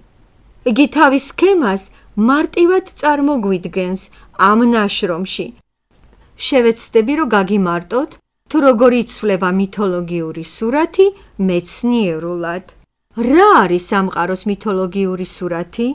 როცა ჩვენ ვლაპარაკობთ, თუ რა ძალები უზრუნველყოფს წესრიგს სამყაროში, ეს ძალები კონკრეტული ღმერთებია: ზევსი, აიდა, პოსეიდონი, მუზები. ანუ, როდესაც ჩვენ ვამბობთ, რა საჭიროა ეს ყველაფერი, ჩვენ გვაქვს პასუხი: ვიღაცა უზრუნველყოფს წესრიგს. როცა ჩვენ ვლაპარაკობთ მიზეზზე, ჩვენ მივუთითებთ ღმერთების პიროვნულობაზე, აი ესენი. ანუ, ჟესტი პიროვნულობისაკენ. შემდეგ ჩვენ ვკითხულობთ, როგორ აღდგა ეს ღმერთების ძალაუფლება, როდესაც ჩვენ გვიყვებიან მითოლოგიურ ისტორიას ღმერთების დინასტიების ცვლაზე, როგორ შეცვალა ურანი ქრონოსმა, ქრონოსი ჩაანაცვლა ზევსმა და როგორ უპირისპირდებოდნენ შვილები მამებს. ჰესიოდე, ძველი ბერძენი ფილოსოფოსი, ჩვენს წელთაღრიცხვამდე 750-650 წლები. გვიყვება ისტორიას შვილების აჯანყებაზე მამების წინააღმდეგ. და ეს გახლავთ სამყაროს მითოლოგიური აღწერა. ვინ მართავს, როგორ მოვიდა ძალაუფლების სათავეში და რა უზრუნველყოფს წესრიგს ამ სამყაროში. ესაა სამყაროს ფიზიკური სურათი და ეს ყოველთვისაა კითხვა ვინ. როდესაც ძველი ფილოსოფოსები თალესი, ანაქსიმანდრე, ანაქსიმენი იწყებენ უკვე არა პერსონიფიცირებული სიტყვებით გააზრებას, არამედ აბსტრაქტული სიტყვებით, როცა ისინი ლაპარაკობენ ბუნების პრინციპებზე, ანუ პერსონალური ღმერთების ნაცვლად, გამოდის აბსტრაქტული პრინციპები და მიზეზები, თალესი ამბობს, რომ ყველაფრის საფუძველშია წყალი. ანაქსიმენი ამბობს, რომ პირველი ელემენტია ჰაერი. პითაგორელები ამტკიცებენ, რომ სამყაროს საწყისია ციფრები. აქ არსად არ არიან ღმერთები. მართალია თავად თალესი ამბობს, რომ ყველაფერი სავსეა ღმერთებით, მაგრამ მთავარია არა ღმერთები, არამედ ეს პრინციპები. აი ესე სამყაროს ერთი სურათი იცვლება მეორეთი. ასე ცვლის მეცნიერება მითოლოგიას. მეცნიერების პროგრესი ანადგურებს რელიგიას. უნდა გითხრათ, რომ ეს აბსოლუტურად ყალბის სქემაა. ყველა ეს მეცნიერები ვერნანის ჩათვლით, მათ რომ წაიკითხათ პლატონი, მაგალითად მისი სახელმწიფო, რას ამოიკითხავდნენ მათში. პლატონი ლაპარაკობს სახელმწიფოს დამცველებზე, მეომრებზე, რომლებმაც ის უნდა დაიცვან და საჭიროა ამ მეომრების სწორედ გაწვრთნა. მაგრამ ისინი არასწორ აღზრდას იღებენ იმიტომ, რომ ასწავლიან ჰომეროსის ტექსტებზე, ჰესიოდეს ტექსტებზე და სხვა ანტიკური ფილოსოფოსების ნაშრომებზე. ისინი ასწავლიან როგორც ღმერთებზე, ასევე არამატერიალურ ძალებზე. პლატონი ამბობს, რომ ჩემი ფილოსოფია ეს არის სწორი თეოლოგია. ჩემი სწავლება იდეებზე არის ღმერთების ჭეშმარიტი თაყვანისცემა. ღმერთები არა ანთროპომორფულნი არიან, მაგრამ ღმერთები არამატერიალურნი არიან, როგორც ანტიკურ ფილოსოფოსებთანაა. ღმერთები არიან სუფთა წყლის ეიდოსები, სუფთა არსებანი. მათ გააჩნიათ აზრობრივი ბუნება და ღმერთები ესენი არიან სუფთა მშვენიერი აზრები. ეს არაა ზევსი, აიდა ან პოსეიდონი, მაგრამ ამავე დროს ეს არაა არც წყალი, არც ჰაერი და არც სხვა რამე. ანუ პლატონისთვის ფილოსოფიის პროგრამა ესაა პროგრამა ჭეშმარიტი ღმერთის თაყვანისცემისა.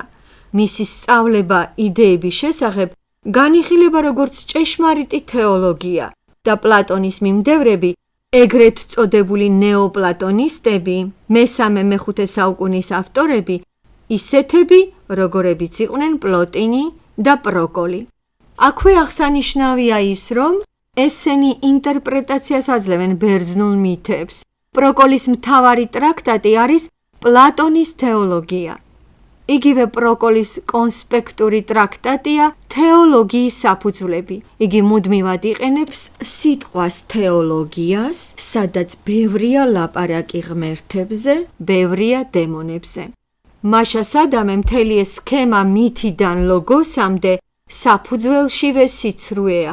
ანტიკური ფილოსოფია თავის თავს აღიქვამს როგორც ჭეშმარიტი თეოლოგია და ამიტომ ჩვენ ვერ ვიტყვით, რომ მეცნიერება ცვლის რელიგიას, მეცნიერება ცვლის მითოლოგიას. ეხლა ვისაუბროთ ბერძნული მითოლოგიის შედარებით ზოგად მახასიათებლებზე. რას ნიშნავს ბერძნული სიტყვა მითოს? ეს არის მოთხრობა ღმერთებზე. დღეს ჩვენ მითი გვესმის როგორც ცრუ ისტორია, როგორც გამონაგონი ამბავი. ბერძნებისთვის მითი ეს უბრალოდ მონათხრობია, სიტყვა. სიტყვა ლოგოს ნიშნავს სიტყვის ასპექტს, ისევე როგორც ეპოსი. ეპოს სიტყვის ასპექტი. ესე იგი, სამი ბერძნული სიტყვა: მითოს, ლოგოს, ეპოს, მნიშვნელობა არის სიტყვა. ხედავთ რა რთულია ბერძნული ენა. ჩვენ ქართულში გვაქვს მხოლოდ ერთი სიტყვა, სიტყვა. ბერძნებს აქვთ მითი, ლოგოსი, ეპოსი და ეს ყველაფერი ნიშნავს სიტყვას, მაგრამ განსხვავებულ ასპექტებში. ხმოვანი სიტყვა, სტრუქტურირებული სიტყვა, სიტყვა, თხრობითი სიტყვა, აღმწერი სიტყვა და სხვა მრავალი. და აი, როდესაც ისინი ყვებიან თავიანთი ღმერთების ისტორიას, მათთვის ეს მეტად სერიოზული რამაა. და აი, ჩვენ ვკითხულობთ ჰესიოდს 750-650 წლები ჩვენს წელთაღრიცხვამდე, რომელმაც დაწერა თეოგონია. ჩვენ წელთაღრიცხვამდე მერვე საუკუნეში თეოგონია ეს არის ღმერთების დაბადების შესახებ. იგი მოგვითხრობს თუ როგორ შეიქმნა სამყარო და როგორ ცვლის ღმერთების ერთი თაობა მეორეს. დასაწყისში პირველი ღმერთების თაობა იბადება და სამეფო ტახტზეა ურანი, ცა. როცა იბადებიან ურანის შვილები, იქმნება ღმერთების მეორე თაობა, ქრონოსის მეთაურობით და ქრონოსი დაასაჭურისებს თხელი პატარა ნამგლით მამამის და რამდენადაც ქრონოსისთვის წინასწარმეტყველება იყო, რომ მას ასევე მისი შვილები გადააყენებდნენ, ამიტომ მათი დაბადებისთანავე იგი მათ ყლაპავს. მაგრამ დედას არ უნდა თავისი ბავშვის სახელად ზევსის მიცემა მისთვის გადასაყლაპად.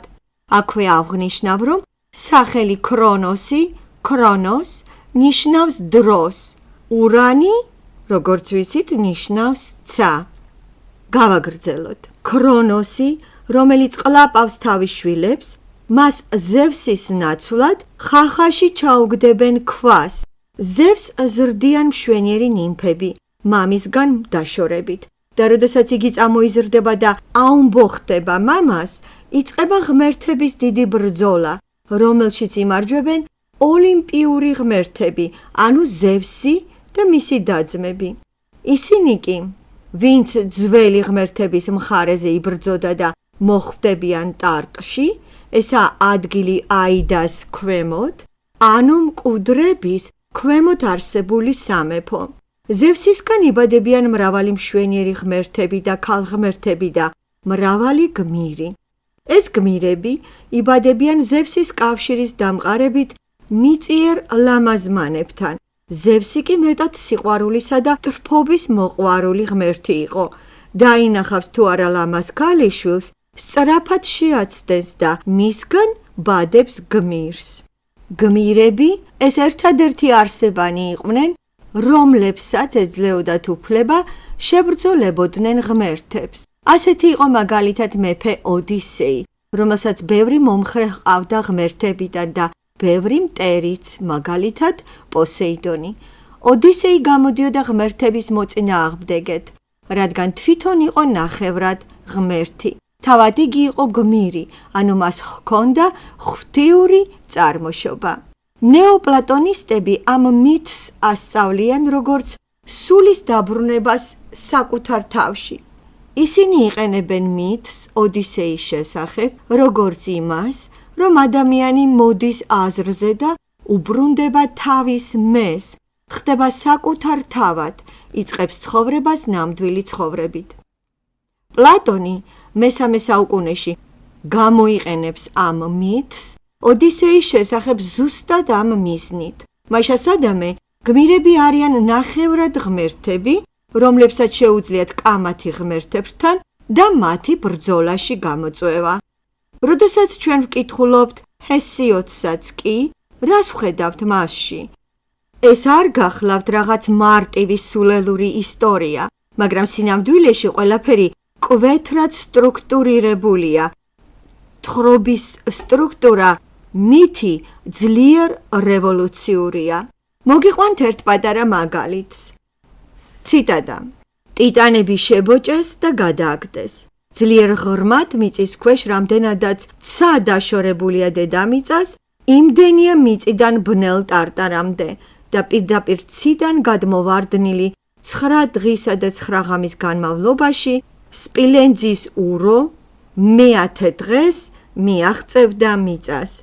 ეს არის სამყაროს გეომეტრიული გაგება, ანუ ჰესიოდე ასწავლის იმას, რომ ჩვენ სამყაროს აქვს სტრუქტურა კვერცხის მსგავსი, რომლის წვერში ზედაცას ებჯინება ოლიმპოს მთის მწვერვალი.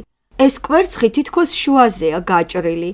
შუა ღერძი არის დედამიწა, რომელზედაც ცხოვრობენ ადამიანები.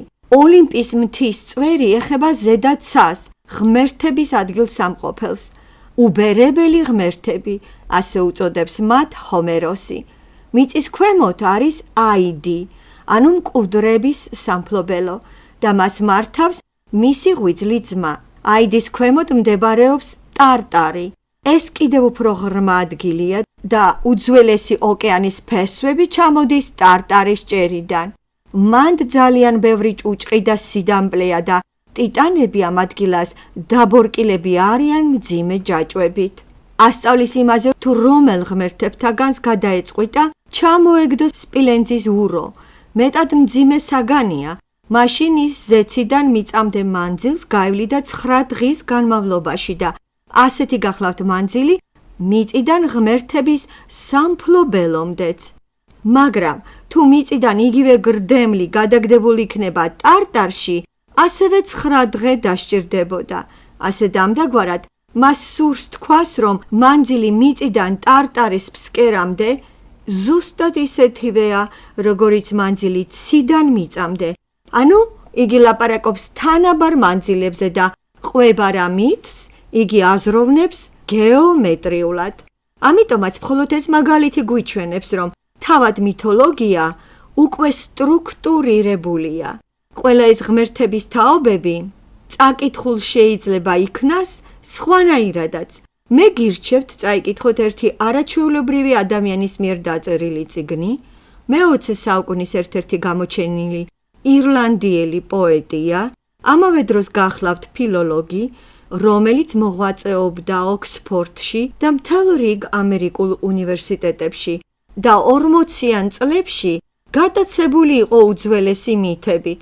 ცდილობდა რა გამოევლინა უძველესი მითი, მითოლოგიის საფუძველი და მივიდა მითამდე თვარის ქალღმერთი. ამ ავტორის სახელია რობერტ გრეივს. რობერტ გრეივს მიფი древней Греции. სამწუხაროდ ეს წიგნი არ არის ნათარგმნი ქართულ ენაზე. არსებობს კიდევ რუსულ თარგმანში ბერძნული მითოლოგიის ტომი, სადაც მას შეკრებილი აქვს ყველა ბერძნული მითი და ამა თუ იმ სტრუქტურებად დალაგებული. რადგან ეს მითები ხომ ყველანი სხვადასხვანაირი ხასიათისაა. თქვენ შეიძლება ამაზე არასოდეს არ გიფიქრიათ, მაგრამ ბერძნებს არ ჰქონდათ ბიბლია, არ ჰქონდათ ყურანი, ბერძნულ რელიგიას არ გააჩნდა საღვთო წერილი. ბერძნული რელიგია ეს პოეტების საქმიანობაა. პოეტები არიან ბერძნული რელიგიის ავტორები, ამიტომაც პლატონს ესე არ უყვარდა პოეტები. და სახელმწიფოდან მათი განდევნა უნდოდა, რადგან ისინი მისი კონკურენტები იყვნენ. პოეტები ლაპარაკობენ შთაგონებით და არ შეუძლიათ ახსნან, თუ რატომ აკეთებენ ამას.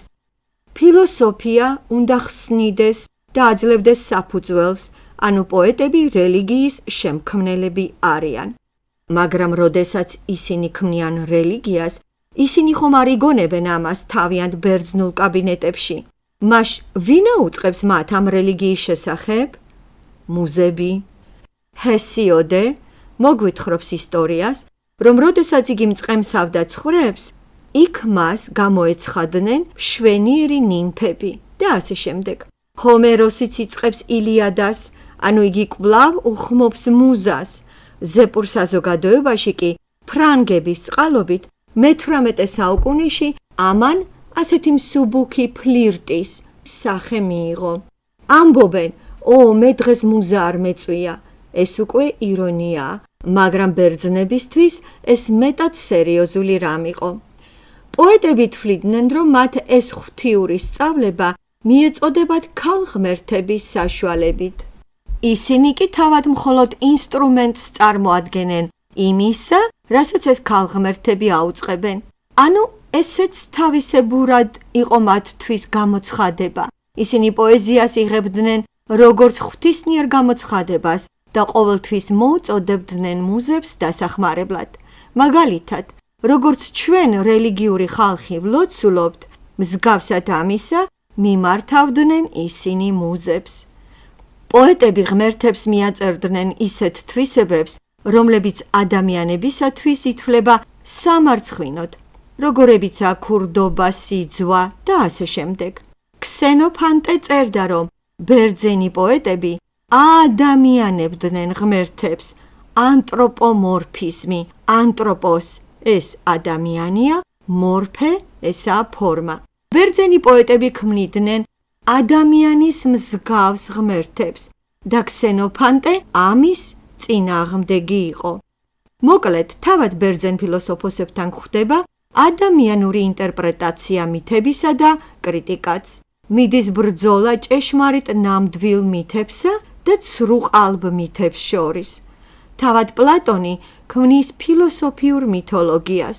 ანუ აქ იწყება ბერძენ ფილოსოფოსებისათვის მითების გაორება.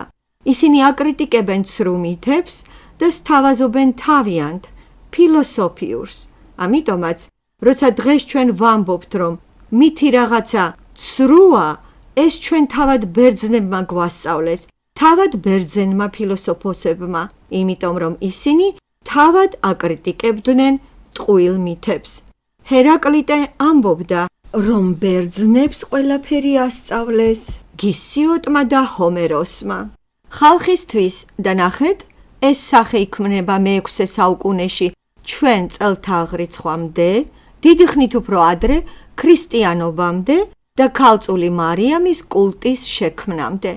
სალონის ეს ლექსი, რომელიც აგვიღწევს ათენს როგორც მლოცველს თავისი ქალაქისათვის, მამის ზევსის წინაშე, რომ ყველა უბედურებანი რისხვა და ომები ამ ქალაქისათვის აცილებულ ყოფილიყო.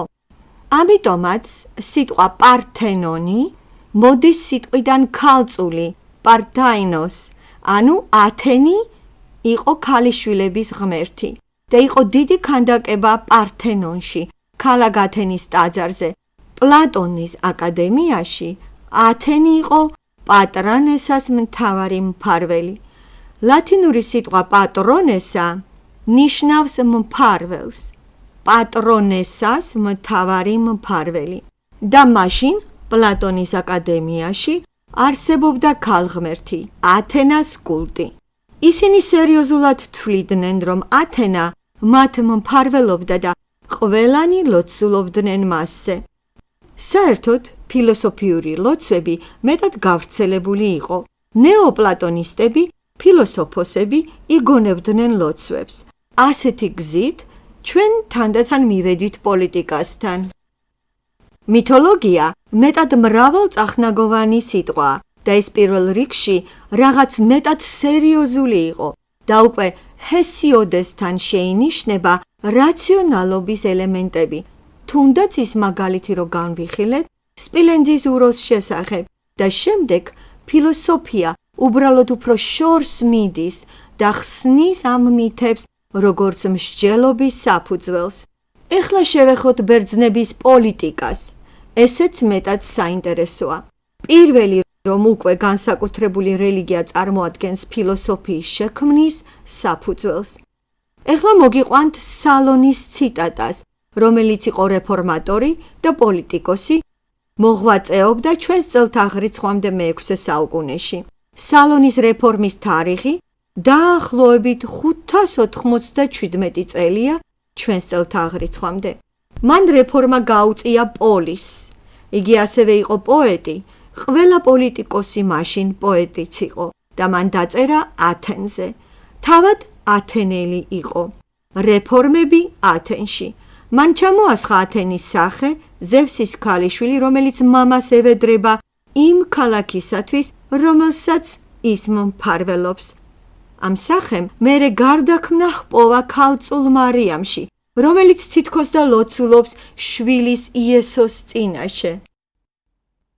ეხლა კი განვიხილოთ ათენი, პერიკლესა და სოკრატეს დროს, რომლებიც იყვნენ თანამედროვენი. თუ როგორ ნაწილდებოდა ადამიანის უფლებები, პერიკლესა და სოკრატეს დემოკრატიულ სახელმწიფოში. იმ პერიოდში სოკრატე იღებს რიტორიკის გაკვეთილებს მისი მეორე ცოლისგან. რას წარმოადგენს იმ პერიოდის ათენი?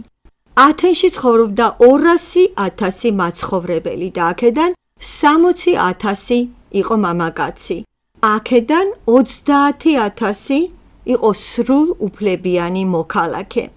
ეს არ ამთლად სწორი ციფრები, მაგრამ ისტორიკოსებმა დაადგინეს დაახლოებით ესეთი ციფრები.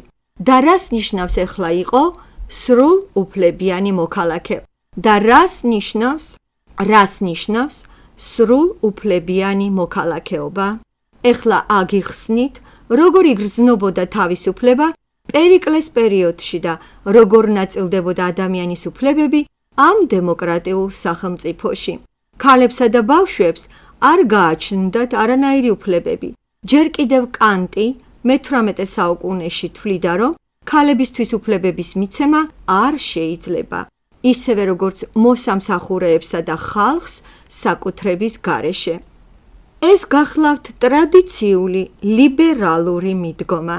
სახელმწიფო საქმეების გადაჭრის უფლება არ აქვს ადამიანს, რომელსაც არ გააჩნია საკუთრება. ადამიანს, რომელსაც არაფერი არ გააჩნია, არ შეუძლია ფიქრი თავისი ქვეყნის კეთილდღეობაზე. ეს ჯერ კიდევ მე-18 საუკუნეა. ახლა კი ჩვენ გვაქვს თანაბარი საარჩევნო უფლებები ჩვენს საკეთილდღეოდ. კანტი მაშინ ფიქრობდა სხვანაირად და შესაბამისად პერიკლეც ფიქრობდა სხვანაირად. მაშა სადამე ქალები, ბავშვები, მონებს, რომლებსაც უწოდებდნენ ცოცხალ იარაღებს, მათ მით უმეტეს არ გააჩნდათ არანაირი უფლებები, ისინი არ იყვნენ იურიდიულად პასუხისმგებელნი, რადგან მთლიანი პასუხისმგებლობა მათ მფლობელს ეკისრებოდა. ამჩნევთ ხომ? ქალები, ბავშვები, შემდეგ მონები, შემდეგ გააზატებული, ესენი არიან მონები, რომლებსაც მიანიჭეს პირადი თავისუფლება და სხვა თავისუფლება მათ არ გააჩნიათ. ბევრი მონა აზატი და მათგან ბევრიც გახდა გამოჩენილი ფილოსოფოსი. მაგალითად, ეპიქტეტე იყო მონა, რომელმაც მიიღო თავისუფლება. მონების უმრავლესობა იყვნენ ინტელექტუალები. პლატონი ხომ არ წერდა თავის დიალოგებს, არამედ კარნახობდა, რადგან წერა იყო მონების მოვალეობა. ბერძნები არ წერდნენ, ისინი კარნახობდნენ. ბერძნები თვლიდნენ, რომ წერა არ იყო თავისუფალი ადამიანის საქმიანობა და ბავშვების აღზრდაც ევალებოდათ აგრეთვე მონებს. სიტყვა პედაგოგი ეს არის პიროვნება, ვისაც სიტყვასიტყვით ხელჩაკიდებული მიჰყავს ბავშვი. ბატონის დიდი ქონებას მართავდა და უძღვებოდა ასევე მონა. ანუ როდესაც ვამბობთ სიტყვას ანტიკური მონა, ჩვენ არ უნდა წარმოვიდგინოთ ყმა, რომელსაც გამუდმებით სცემდნენ და ასე შემდეგ. არამედ ეს იყო ადამიანი, რომელსაც შეეძლო წერა, ბავშვების აღზრდა, საოჯახო საქმეების მეურვეობა. ეს იყო საკმაოდ ძნელი სისტემა და ამ ადამიანს თავისი დამსახურებით შეეძლო მიეღო თავისუფლება. გამხდარიყო აზატი. მაგალითად, როდესაც გარდაიცვალა პლატონი, ან თუნდაც არისტოტელე, მათ დატოვეს ანდერძი, რომლის თანახმადაც მათმა მონებმა მიიღეს თავისუფლება. ეს იყო საკმაოდ გავრცელებული ჟესტი. როდესაც გარდაიცვლებოდა ბატონი, მონებს ეძლეოდათ თავისუფლება. მაშა სადამე. კიდევ ერთხელ ჩამოვთვალოთ, ქალები, ბავშვები, მონები, გააზატებული, ამ აზატებს აქვთ თავისუფლება, მაგრამ მხოლოდ ფიზიკური, პირადული. არ იღებდნენ მონაწილეობას ათენის პოლიტიკურ ცხოვრებაში. შემდგომ იყვნენ ეგრეთ წოდებული მეტეკები, უცხოტომელები. არისტოტელე იყო ერთ-ერთი მათგანი, დიდებული მასწავლებელი, ლიკეას სკოლის ლიდერი და რადგან იგი იყო უცხოტომელი, მას არ გააჩნდა პოლიტიკური ხმის უფლება. ანუ არ ქონდა ხმის მიცემის უფლება და ასევე არ შეეძლო ქონების შეძენა. აი, როგორც მაგალითად შვეიცარიაში ჩვენ არა გვაქვს ქონების შეძენის უფლება. ასევე არისტოტელეს არ ქონდა უფლება ყოფილიყო იმ მიწის მესაკუთრე, სადაც მდებარეობდა მისი სკოლა და ბოლოს იყვნენ მოქალაქეები, რომლის ნაწილსაც შეადგენდა 30,000 ადამიანი. Აი ასეთი რთული გრადაცია იყო თავისუფლებისა: ქალები, ბავშვები, მონები, გააზატებული, უცხოტომელები, მეტეკები და ბოლოს მოქალაქეები. კიდევ ერთხელ აღვნიშნავ, აზატებს ჰქონდათ პიროვნული თავისუფლება. ესენი იყვნენ თავისუფალი მონები. მოქალაქეებს ჰქონდათ პოლიტიკური თავისუფლება, ანუ ისინი იღებდნენ მონაწილეობას პოლიტიკურ საქმიანობაში. და აი აქ არის საინტერესო ფაქტი. ავიღოთ ათენი მე-4-მე-5 საუკუნეები ჩვენ წელთა აღრიცხვამდე და ვხედავთ, რომ ყველა ეს 30,000 მოქალაქე იღებდა მონაწილეობას პოლიტიკაში, სასამართლო პროცესებში და ომებში. სასამართლო განყოფილება სულ იყო 10 განყოფილება და თითოეული შეადგენდა 500 კაცს, ანუ სულ 5,000 მსაჯული იყო. იყო 500-იანთა კავშირი და კიდევ სხვა ადმინისტრაციული პოზიციები, არქონტები. რას გვეუბნება ეს ყველაფერი? იმას, რომ ყოველი ათენის მოქალაქეს გააჩნდა პოლიტიკური უნარი განსჯისა არა თეორიებიდან და წიგნებიდან, არამედ ყოველდღიურ ცხოვრებაში სახელმწიფოს პრობლემების გადაჭრაში. ყოველი ათენის მოქალაქე ბევრჯერ იჯდა სასამართლოში, ბევრჯერ შეუსრულებია ადმინისტრაციული სამუშაოები და პრინციპი, რომელიც განაცხადა პერიკლემ, ეს იყო ხელისუფლების მუდმივი ცვლა. ანუ პერიკლე ამტკიცებდა, რომ სახელმწიფოს ყველა უნდა მართავდეს რიგ-რიგობით.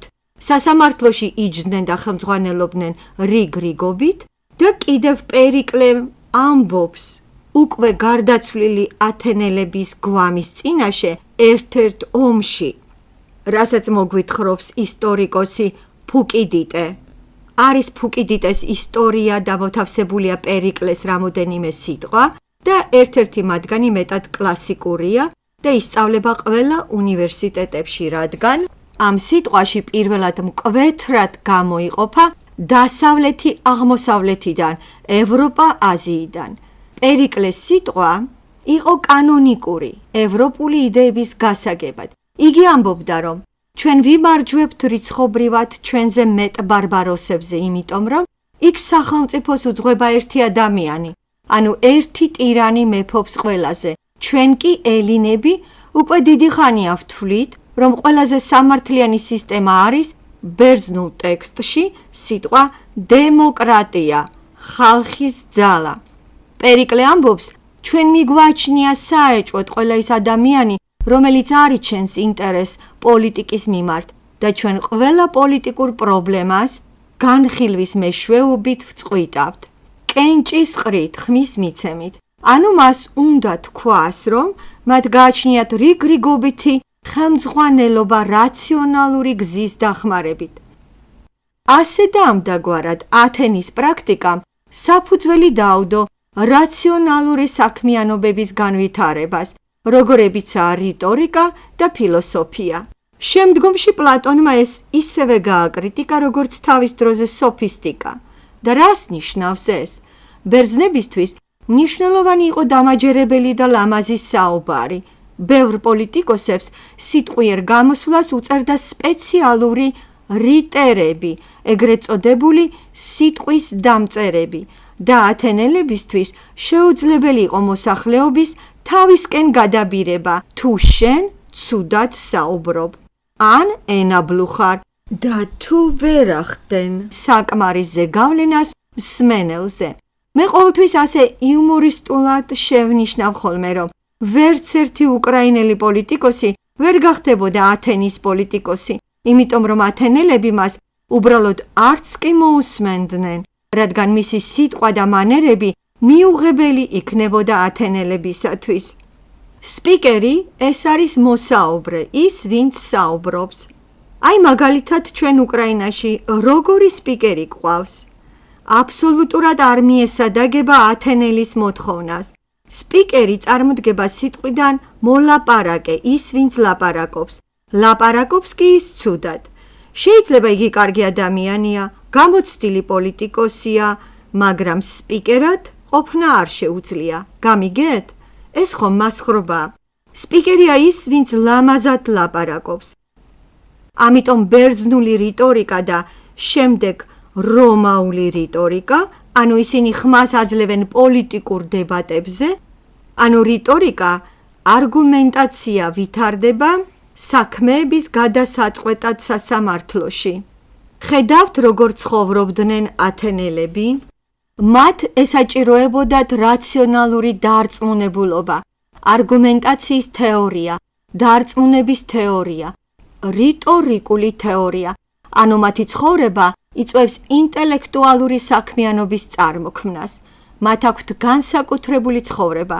სხვა ქვეყნებში, ეგვიპტეში, ბაბილონში, ან კიდევ სხვა კულტურებში ეს არ იყო საჭირო. თუნდაც უკრაინაში დღემდე ეს არაა საჭირო.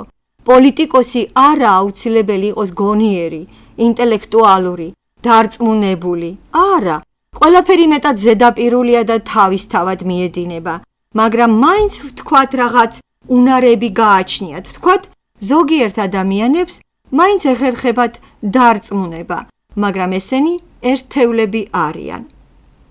პლატონს სიტყვა ხალხი ძველ ბერძნულში გამოყენებული აქვს შემდეგი სიტყვებით: დემოსი, ოხლოსი, პლეფსი, ლაოსი, ეტნოსი, რაც მიუთითებს ბერძნული ენის საოცარ სიმდიდრეზე. როდესაც ფილოსოფოს უნდა ბრბოს კრიტიკა, მაშინ იგი იყენებს სიტყვას ოხლოსი. დემოსი უფრო არისტოკრატიულად გაფაქიზებული ფორმა. მაგალითად, მე-18 საუკუნის ინგლისელი ჯენტლმენების ფენა, რომლებიც ამბობენ, რომ არიან ხალხი, მაგრამ მცირე რიცხოვანი არიან. მათ შექმნეს ამ ქვეყნის კონსტიტუცია და ამ ქვეყნის საქმეებს წყვეტდნენ დიდი ხნის განმავლობაში, მაგრამ ისინი თვლიან თავის თავს ხალხად და ამავე დროს ჰყავთ მონები, იყვნენ მონათმფლობელები. ანუ ამერიკის მამები მონათმფლობელები იყვნენ და საინტერესო ისაა, რომ მონათმფლობელი ვირჯინის დეკლარაციის ერთ-ერთი დამაარსებელი 1776 წელს წერს, რომ ღმერთმა შექმნა ყველა ადამიანი თავისუფლები და ამ დროს ჰყავდა მონები. და ამ დროს ამბობს, რომ ყველა ადამიანს აქვს უფლება ბედნიერებაზე. აი ეს როგორ ლაგდებოდა ადამიანის გონებაში, ძნელი სათქმელია. ღმერთმა შექმნა ადამიანები თავისუფლებად, დემოკრატია, თანასწორობა, თავისუფლება და ამავე დროს ხარ მონათმფლობელი. ამ მაგალითით მე მინდა ვთქვა ის, რომ ბერძნებს პრაქტიკაზე დაყრდნობით უვითარდებოდათ მსჯელობის უნარი. ცდილობ შევკუმშო ყველაფერი რამოდენიმე ფრაზაში. ესე იგი მსჯელობის უნარი, სასამართლოებში მოღვაწეობა, პოლიტიკური საკითხების გადაჭრა და ეს ყველაფერი ინტელექტუალური საქმიანობის მოთხოვნილებებად ხდიდა. დამტკიცების, დარწმუნებულობის, არგუმენტაციის პრაქტიკა, სიტყვის სილამაზე, ტექსტების სილამაზე, აი ამ კულტურამ დაბადა მოთხოვნილება ესეთ რაღაცეებზე. მაშასა და მე შევაჯამოთ დღევანდელი საუბარი. ჩვენ განვიხილეთ საბერძნეთში ფილოსოფიის წარმოქმნის პირობები და ჩვენ აღმოვაჩინეთ, რომ ბერძნებს ჰქონდათ განსაკუთრებული მითოლოგია, განსაკუთრებული წარმოდგენა ღმერთებზე, სადაც უამრავი სტრუქტურები იყო, თავად გეომეტრიული სახეებით წარმოდგენილიც, ლოგიკური აზროვნება და ბერძნების განსაკუთრებული პოლიტიკური ცხოვრება, რომელიც იწვევდა ცხოვრებისკენ და მოთხოვნილებაც ხდიდა რაციონალურ მოღვაწეობას. და ფილოსოფია ეს არის პოლიტიკური დებატების გაგრძელება. საბერძნეთში ფილოსოფია ყოველთვის იყო პოლიტიკურად ანგაჟირებული. ფილოსოფიას ნაწილობრივ ჰქონდა პოლიტიკური მიზნები.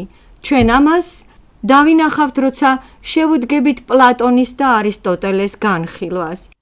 აკადემია იქმნებოდა როგორც მომავალი პოლიტიკოსების აღზრდის საშუალება. პლატონის აკადემია იქმნებოდა პოლიტიკური მიზნით და არა ესთეტიური ჭვრეტისათვის. ეს უნდა გვახსოვდეს.